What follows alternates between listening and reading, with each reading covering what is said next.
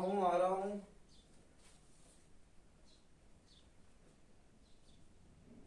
Hello and welcome students. I hope you are doing well and enjoying yourself at your home. आज Sunday है मगर फिर भी मैंने सोचा मैं आपके लिए एक और प्रैक्टिस प्रॉब्लम लेके आऊं अपने निफ्टिल क्लास में। आज की प्रैक्टिस प्रॉब्लम मैंने फिर से इक्विलिब्रियम से सिलेक्ट की। ये इक्विलिब्रियम चैप्टर की टेक्स्ट एक्सरसाइज से मैंने ली है। एक्सरसाइज नंबर है 7.4। ये कंसेप्चुअल प्रॉब्लम है। इसमें आपको दो केमिकल रिएक्शंस दी गई है। दोनों केमिकल रिएक्शंस एट इक्विलिब्रियम है और दोनों के इक्विलिब्रियम कांस्टेंट की आपको एक्सप्रेशन राइट करनी है। वैल्यू नहीं निकालना है, एक्सप्रेशन राइट करनी है। अब अगर हम नजर डालेंगे पहली केमिकल रिएक्शन जो है cupric nitrate CuNO3 in equilibrium है with cupric oxide CuO, nitrogen dioxide NO2 gas and oxygen dioxygen. Reactant की फिजिकल रिएक्टेंट क्यूप्रिक नाइट्रेट है। इसकी फिजिकल स्टेट स्पेसिफाइड है सॉलिड। क्यूप्रिक ऑक्साइड प्रोडक्ट है, इसकी फिजिकल स्टेट स्पेसिफाइड है solid. Nitrogen dioxide और oxygen by products है, इनकी फिजिकल स्टेट स्पेसिफाइड है गैस। क्योंकि रिएक्टेंट्स और प्रोडक्ट्स का फेज सेम नहीं है इसलिए ये रिएक्शन जो है इसमें इक्विलिब्रियम इन्वॉल्व जो है उसको आप नाम दोगे हेटेरोजीनस इक्विलिब्रियम। क्यों हेटेरोजीनस इक्विलिब्रियम? क्योंकि फेज इन्वॉल्व सेम नहीं है। इसी तरह दूसरी केमिकल रिएक्शन में देखो आप एसिटल इथाइल एस्टेट की हाइड्रोलिसिस होती है और प्रोडक्ट साइड में एसिटिक एसिड बनता है और एथनॉल बनता है अल्कोहल। ये रिएक्शन भी एट इक्विलिब्रियम है और इसमें फिजिकल स्टेट्स भी स्पेसिफाइड है। इथाइल एसिटेट एक्वस फेज में है, वाटर लिक्विड फेज में है, ethanol acetic acid aqueous phase में है और एथनॉल एक्वस फेज में है। ये यहां भी आपने देखा कि कोई स्पीशीज एक्वस फेज में है और कोई स्पीशीज लिक्विड फेज में है। इसलिए pure liquid water pure liquid है मगर एस्टर एसिड और अल्कोहल एक्वस फेज में है, इसलिए ये भी हेटेरोजीनस इक्विलिब्रियम रिप्रेजेंट। ये रिएक्शन भी इस रिएक्शन में जो इक्विलिब्रियम इन्वॉल्व है ये भी हेटेरोजीनस इक्विलिब्रियम में आएगा। अब before writing expression for equilibrium constant let me share with you one idea which you have to apply here and here for writing their equilibrium constant expression. Idea है कि heterogeneous equilibrium में अगर pure solid involve है और pure liquid involve है, इनकी concentration आपको consider करनी है यूनिट कंसंट्रेशन। इनकी कंसंट्रेशन 1 के बराबर लेनी है। जब आप ऐसा करोगे कि प्योर सॉलिड और प्योर लिक्विड की कंसंट्रेशन 1 लोगे, इक्विलिब्रियम कांस्टेंट की एक्सप्रेशन सिंपल हो जाएगी। इक्विलिब्रियम कांस्टेंट की एक्सप्रेशन में इनकी कंसंट्रेशन टर्म एलिमिनेट हो जाएगी। As a result equilibrium constant की एक्सप्रेशन जो है वो अब सिंपल बनेगी।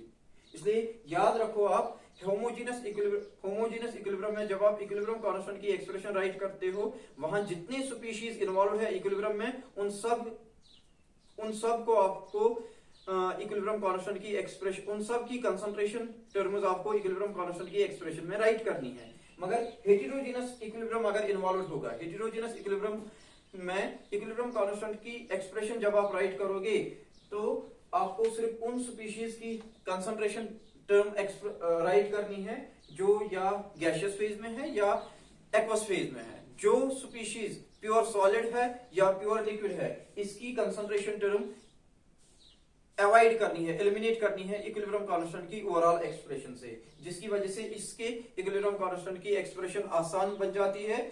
अगर न्यूमेरिकल या प्रॉब्लम आए तो उस न्यूमेरिकल और प्रॉब्लम में वैल्यू निकालना आपके लिए फिर आसान हो जाता है। बट एक चीज है कि यहाँ आपको कंफ्यूज नहीं खुद को करना है कि इनकी रिएक्शंस में भी इनका होना जरूरी नहीं है।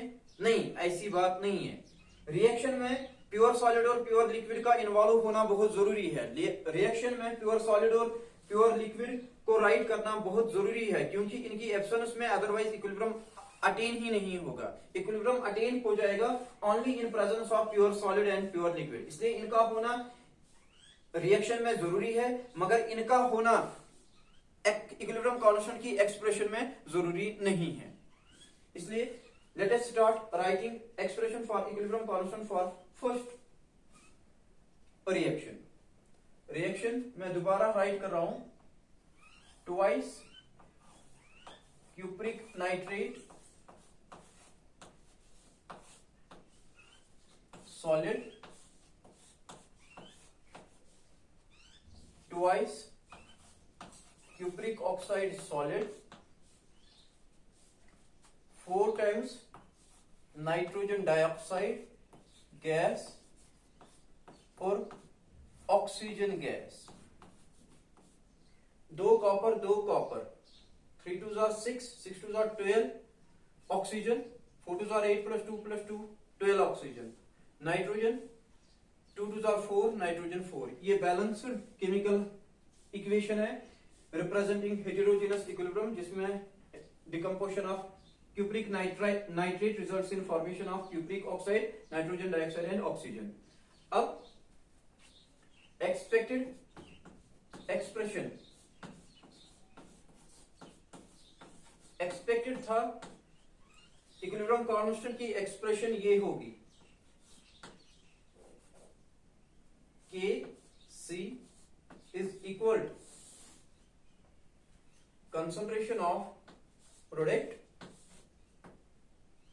जो सॉलिड है cupric oxide raise to power 2, concentration of nitrogen dioxide जो गैस है raise to power 4, concentration of oxygen gas raise to power 1, और डिनोमिनेटर में रिएक्टेंट की कंसंट्रेशन टर्म क्यूप्रिक नाइट्रेट जो सॉलिड फेज में है रेज़ टू पावर, जो इसका स्टोइकोमेट्रिक कोएफिशिएंट है इन बैलेंस्ड केमिकल इक्वेशन वो है 2। अब ये एक्सपेक्टेड एक्सप्रेशन है for equilibrium constant of this reaction. मगर अब हम आइडिया अप्लाई करेंगे कि ये हेटेरोजेनस इक्विलिब्रियम है, प्योर सॉलिड जहां इन्वॉल्व है, प्योर सॉलिड अगर इन्वॉल्व है इसकी कंसंट्रेशन टर्म को हम अवॉइड करेंगे इन एक्सप्रेशन। फिर किसकी कौन कौन सी कंसंट्रेशन टर्म एलिमिनेट हो जाएगी। न्यूमरेटर में प्रोडक्ट साइड में तो क्यूप्रिक ऑक्साइड हो जाएगा एलिमिनेट, क्यूप्रिक ऑक्साइड एलिमिनेट हो जाएगा, और रिएक्टेंट साइड में क्यूप्रिक नाइट्रेट एलिमिनेट हो जाएगा। फिर सिंप्लीफाइड एक्सप्रेशन क्या बनेगी, नाइट्रोजन डाइऑक्साइड जो गैस है रेज़ टू पावर 4, और ऑक्सीजन जो गैस है रेज़ टू पावर 1। ये है इसकी करेक्ट या एक्चुअल एक्सप्रेशन, ये इसकी एक्चुअल है।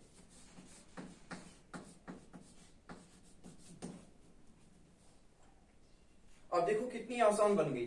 अगर इस पे न्यूमेरिकल प्रॉब्लम आएगी तो you are suppose to write, अगर इस पे न्यूमेरिकल प्रॉब्लम आ जाएगी you are not supposed to worry about concentration of cupric oxide and concentration of cupric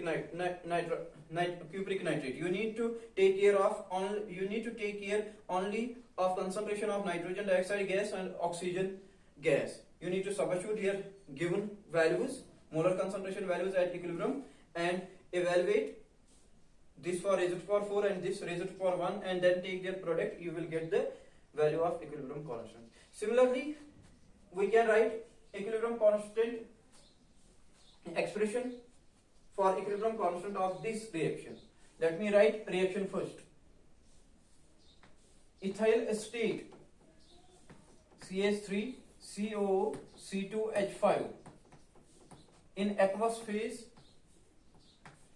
इसकी हाइड्रोलाइसिस करनी है इन प्रेजेंस ऑफ वाटर, बनेगा एक तो acetic acid CH3COOH aqueous phase में, और बनेगा एथनॉल C2H5OH, ये भी एक्वस फेज में।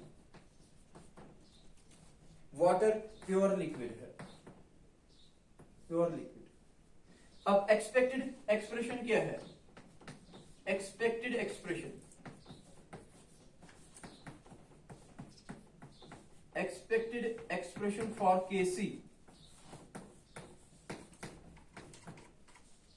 expected expression है Kc is equal ratio of product concentration, product है acetic acid CH3COOH aqueous phase में, इसका स्टोइकोमेट्रिक कोएफिशिएंट है इक्वेशन में 1, इसलिए rays to power 1। Ethanol C2H5OH ये भी एक्वस फेज में है, इसका स्टोइकोमेट्रिक कोएफिशिएंट है 1 बैलेंस्ड केमिकल इक्वेशन में, इसलिए रेज़ टू पावर 1। डिनोमिनेटर में क्या आएगा? Concentration of ethyl acetate CH3CO C2H5 aqueous phase, इसका stoichiometric coefficient balanced chemical equation में 1 है, इसलिए यहां भी रेज़ टू पावर 1 आएगा। यह है expected expression for its equilibrium constant. मगर अब अगर हम ऑब्जर्व करेंगे, ये एस्टर खुद एक्वस फेज में है, एस्टिक एसिड एक्वस फेज में है, एथनॉल एक्वस फेज में है, मगर रिएक्टेंट साइड में वाटर जो है ये प्योर लिक्विड है, और प्योर लिक्विड की कंसंट्रेशन टर्म आपको एलिमिनेट करनी है, अवॉइड करनी है एक्सप्रेशन में, क्योंकि इसकी कंसंट्रेशन आपको 1 रखनी है। इसलिए एक्चुअल एक्सप्रेशन क्या होगी? एक्चुअल एक्सप्रेशन फॉर Kc बराबर होगा, पहले माइंड में एलिमिनेट करो कौन कौन सी टर्म। ये एक्वस है, ये भी एक्वस है, इनको रखना है, मगर यहां वाटर, यहां डिनोमिनेटर में वाटर भी है एक्सपेक्टेड में, क्योंकि ये लिक्विड, ये एक्सपेक्टेड एक्सप्रेशन है। एक्सपेक्टेड एक्सप्रेशन में आप देखो एस्टिक एसिड, न्यूमरेटर में एस्टिक एसिड है, एथनॉल है, क्योंकि दोनों एक्वस फेज में है। डिनोमिनेटर में एस्टर है और वाटर है, एस्टर मगर खुद एक्वस फेज में है, वाटर एज प्योर लिक्विड है। अब अगर एक्चुअल एक्सप्रेशन बनानी है, एक्चुअल एक्सप्रेशन बनाने से पहले आपको एलिमिनेट करने हैं वो जो प्योर लिक्विड है या प्योर सॉलिड, और इनको देख के पता चलता है सिर्फ pure water as pure liquid है, इसलिए वाटर की कंसंट्रेशन टर्म एलिमिनेट हो जाएगी, क्योंकि ये प्योर लिक्विड है। इसलिए सिंपलीफाइड एक्सप्रेशन में न्यूमरेटर साइड में आएगा acetic acid aqueous raised to power 1, ethanol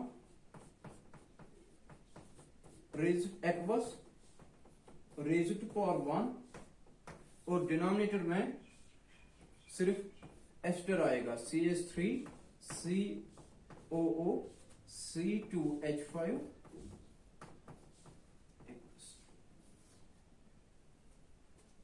Here, अगर इस पे न्यूमेरिकल प्रॉब्लम आएगी, you need not to worry about the concentration of pure, you need not to worry about the concentration of water which is pure liquid, क्योंकि actual expression में concentration term of water है ही नहीं।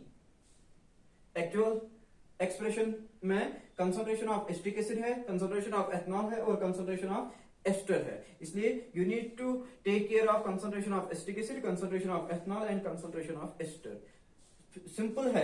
Expected आप देखो, अगर compare करोगे expected expression और एक्चुअल एक्सप्रेशन, आपको सीधे पता चलेगा कि एक्चुअल एक्सप्रेशन इक्विलिब्रियम कांस्टेंट की सिंपल है देन एक्सपेक्टेड, क्योंकि इसके आरएचएस साइड में देखो कितनी कंसंट्रेशन टर्म्स है, 1 2 3 4, मगर एक्चुअल में एक्चुअल इक्वेशन की जो आरएचएस साइड में अगर आप देखोगे तो कंसंट्रेशन टर्म्स इंस्टेड ऑफ 4 3 ही है, 1 2 एंड 3, यहाँ 4 कंसंट्रेशन टर्म्स एक्सपेक्टेड में, यहाँ 3 ही, इसलिए एक्चुअल आसान है। इसी तरह यहां भी आप ऑब्जर्व करो, एक्सपेक्टेड में कितने कंसंट्रेशन टर्म्स है, 1 2 3 4, मगर एक्चुअल एक्सप्रेशन में 2 ही कंसंट्रेशन टर्म्स है। इसलिए अप्लाइड एप्लीकेशन के दौरान जब आप इसको अप्लाई करोगे न्यूमेरिकल प्रॉब्लम पे, तो एक्चुअल एक्सप्रेशन बहुत आसान है सॉल्व करनी, यहां भी और यहां भी।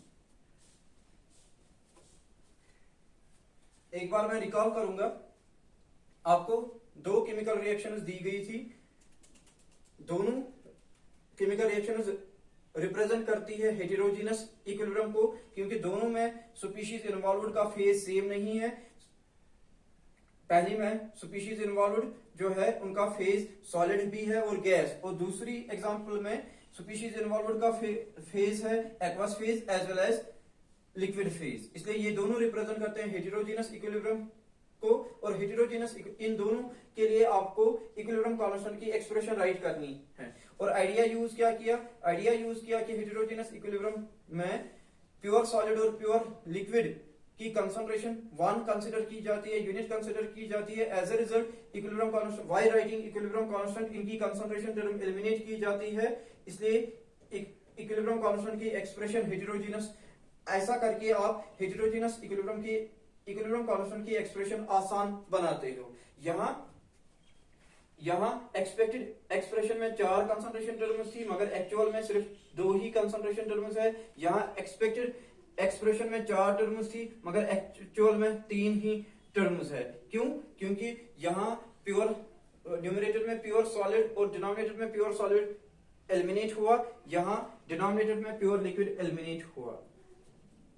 और अगर न्यूमेरिकल प्रॉब्लम आएगी, you need not to take care of concentration term of pure solid या pure liquid, you need to worry only about concentration term of gas and concentration term of aqueous, and then substitute the values and you will get the value of equilibrium constant.